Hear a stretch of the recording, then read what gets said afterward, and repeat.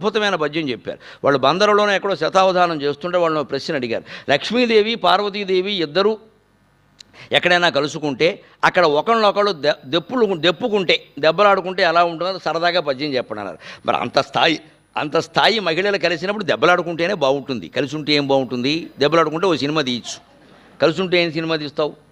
Cinema తీయాలంటే 4-5 మలుపులు గట్టిగా ఉండాలి. కానీ సీతారాముడు ఇద్దరు పెళ్లి చేసుకున్నారు, సుఖంగా ఉన్నారంటే సినిమా ఎవడు చూస్తారండి? ఎందుకు చూస్తారు? దాంట్లో ఉండాలి.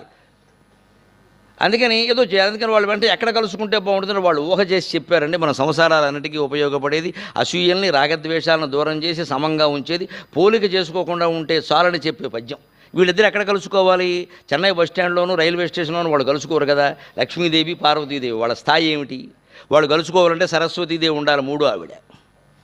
అందుకని ఆ సరస్వతీదేవి శ్రావణ మాసం నోమును వచ్చింది. ఆవిడ నోచకూడదు, ఆ దేవత అయితే మాత్రం ఆవిడ నోచే నువ్వు ఆవిడ వచ్చింది. దానికి వీళ్ళిద్దరిని పిలిచింది. మరి ముత్తైదువులకి